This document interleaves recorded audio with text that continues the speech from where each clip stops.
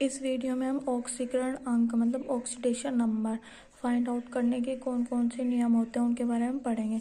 तो सबसे पहला रूल होता है कि अगर एक एटम ए और बी उसके बीच में अगर सिंगल बॉन्ड है तो जिसकी इलेक्ट्रोनेगेटिविटी ज़्यादा होती है उसमें तो -1 चार्ज आएगा और जिसकी इलेक्ट्रोनेगेटिविटी कम है उस पर +1 आ जाएगा। अगर ए एटम और बी एटम दोनों के बीच में डबल बॉन्ड है तो जिसकी इलेक्ट्रोनेगेटिविटी ज़्यादा होती है उसमें -2 और जिसकी कम होती है उस पर +2। और अगर ट्रिपल बॉन्ड है तो सेम ऐसे ही, जिसमें इलेक्ट्रोनेगेटिविटी ज़्यादा उसमें -3 और जिसकी कम है उस पर +3 हो जाएगा। अब सेकंड रूल होता है कोऑर्डिनेशन बॉन्ड। कोऑर्डिनेशन बॉन्ड में क्या होता है, जैसे हम जानते हैं कि जो एक एटम होता है उसमें मतलब कि दोनों एटम के इलेक्ट्रॉन्स के शेयरिंग से बॉन्ड नहीं बनता, सिर्फ जो एक एटम होता है वो इलेक्ट्रॉन जो बॉन्ड के दोनों इलेक्ट्रॉन डोनेट करता है और जो दूसरा एटम होता है वो दोनों इलेक्ट्रॉन एक्सेप्ट करता है। तो जो डोनर इलेक्ट्रॉन होता है उसकी इलेक्ट्रोनेगेटिविटी एक्सेप्टर इलेक्ट्रॉन से ज़्यादा है या फिर दोनों की इलेक्ट्रोनेगेटिविटी बराबर है तो फिर उस पर क्या आ जाएगा, बॉन्ड टूटेगा तो दोनों पे 0 चार्ज आएगा, कोई माइनस प्लस कुछ नहीं आएगा, सिर्फ 0 आएगा दोनों पे। फिर हम पढ़ते हैं तीसरा रूल भी कोऑर्डिनेशन बॉन्ड से रिलेटेड है। कोऑर्डिनेशन बॉन्ड में मतलब कि जिसकी इलेक्ट्रोनेगेटिविटी ज़्यादा है उस पर तो -2 चार्ज आएगा और जिसकी कम है उस पर +2 आएगा। पहले हमने पढ़ा था वैसे नॉर्मल बॉन्ड होता है तो उस पर क्या होता है -1 और +1 आता है, लेकिन कोऑर्डिनेशन बॉन्ड में क्या होता है -2 और +2 आता है। जिसकी इलेक्ट्रोनेगेटिविटी ज़्यादा होती है उस पर -2 और जिसकी कम होती है उस पर +2। अब हम ये जो 3 रूल हमने पढ़े हैं उनको हम एक एग्जांपल से देख लेते हैं। जैसे ये एग्जांपल है HCl, तो हम जाते हैं हाइड्रोजन और कार्बन इनमें देखते हैं। तो हाइड्रोजन और कार्बन में इलेक्ट्रोनेगेटिविटी किसकी ज़्यादा होती है, कार्बन की, और दोनों के बीच में कैसा बॉन्ड है, सिंगल बॉन्ड है, तो ये बॉन्ड टूटेगा। तो हमने पढ़ा था फर्स्ट ही रूल में पढ़ा था, जिस पे इलेक्ट्रोनेगेटिविटी ज़्यादा होती है उस पर -1 चार्ज आएगा और जिसकी कम होती है उस पर +1 आएगा, तो ये हमने लिख दिया। फिर हमने देखा कार्बन और नाइट्रोजन इनके बीच में ट्रिपल बॉन्ड है, मतलब हम समझ गए जब ये टूटेगा बॉन्ड तो एक पे -3 आएगा और एक पे +3 आएगा। अब किस पे -3 आएगा किस पे +3 आएगा ये हमने देखा था, जिसकी इलेक्ट्रोनेगेटिविटी ज़्यादा है उस पे -3 आ जाएगा और जिसकी कम है उस पे +3 आ जाएगा। तो कार्बन और नाइट्रोजन में नाइट्रोजन की इलेक्ट्रोनेगेटिविटी ज़्यादा होती है, मतलब विद्युत ऋणता। नेगेटिविटी मतलब होता है विद्युत ऋणता, मतलब जो बॉन्ड के इलेक्ट्रॉन को अपनी ओर खींच सकता है, जो खींचने की पावर होती है उसको हम इलेक्ट्रोनेगेटिविटी कहते हैं। ना नाइट्रोजन की कार्बन से ज़्यादा होती है, तो नाइट्रोजन पे आ गया -3 और कार्बन पे आ गया +3। अब हमें फाइंड आउट करने कार्बन की ऑक्सीडेशन नंबर। अब हम देखते हैं कार्बन पे टोटल कितना चार्ज है, -1 और +3, तो उस पर टोटल कितना आ जाएगा, +2। अब आगे के रूल्स पढ़ते हैं।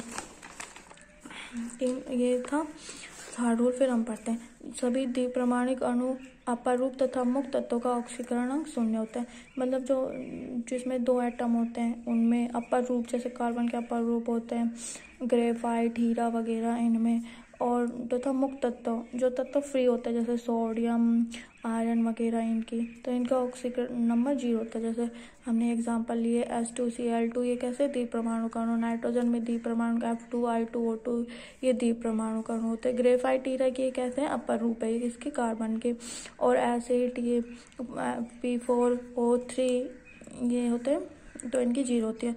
और नाइट्रोजन Fe ये कैसे हैं, मुक्त परमाणु है तो इनकी 0 होती है। अब देखते हैं क्षारीय धातु तत्व एल्कलाइन मेटल के ऑक्सीडेशन नंबर +1 होते हैं। हम जानते हैं कि क्षारीय एल्कलाइन मेटल होते हैं lithium, sodium, potassium, rubidium, caesium, जो ग्रुप फर्स्ट के एलिमेंट होते हैं उनकी ऑक्सीडेशन नंबर 1 होती है, +1 होती है। क्षारीय मृदा धातु तो ये ग्रुप सेकंड के एलिमेंट होते हैं, इनके एल्कलाइन अर्थ मेटल भी कहते हैं।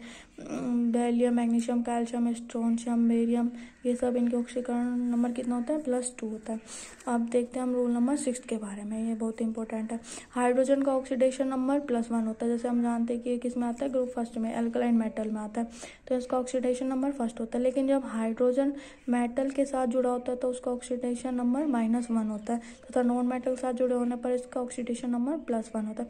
मतलब जो हाइड्रोजन होता है ना, ऑक्सीडेशन नंबर +1 होता है उसका वैसे तो, लेकिन जब हाइड्रोजन मेटल के साथ बॉन्ड बनाता है तो उसकी होती है -1, और नॉन मेटल एलिमेंट के साथ बॉन्ड बनाता है तो उसकी होती है +1।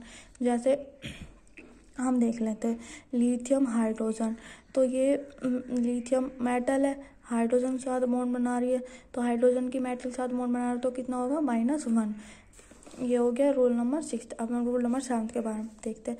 हैलोजन हम जानते हैं फ्लोरीन, क्लोरीन, ब्रोमीन, आयोडीन वगैरह होते हैं, इनका ऑक्सीडेशन नंबर -1 होता है।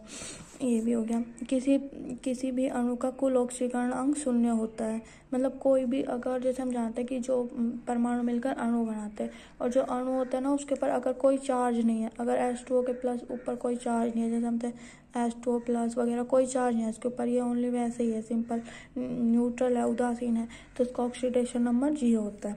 किसी आयन का ऑक्सीकरण अंक उस पर उपस्थित आवेश होता है। मतलब आगे जो आयन होते हैं ना, आयन से हम जानते हैं इनका ऑक्सीडेशन नंबर कितना होता है, इनके ऊपर उपस्थित आवेश होता है किसी आयन का। अगर हमें NH4+ का ऑक्सीडेशन नंबर पूछेंगे, नाइट्रोजन का पूछेंगे तो हमें निकालना पड़ेगा पूरा प्रोसेस से, वो हम आगे पढ़ेंगे।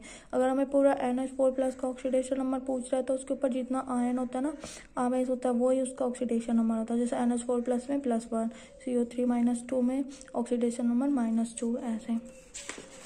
आगे देखते हैं हम, आगे हम एग्जाम्पल देखते हैं। जैसे CO2 में हमें कार्बन का ऑक्सीडेशन नंबर फाइंड आउट करना है, तो कैसे करेंगे, हमें कार्बन का फाइंड आउट करना है, तो कार्बन को हम X मान लेंगे, उसके बाद प्लस, फिर ऑक्सीजन के कितने परमाणु हैं, 2 हैं, तो हमने 2 लिख दिया। उसके मल्टीप्लाई में हमें पता है कि ऑक्सीजन के एक एलिमेंट का कितना होता है, -2, तो हमने आगे 2 लिख दिया था, ब्रैकेट में -2 लिख देंगे, और इसके ऊपर कोई चार्ज नहीं है। मतलब अगर यहाँ पे +1 होता तो हम +1 लिखते, -2 होता तो -2 लिखते, कुछ नहीं होता तो हम 0 लिख दिया हमने।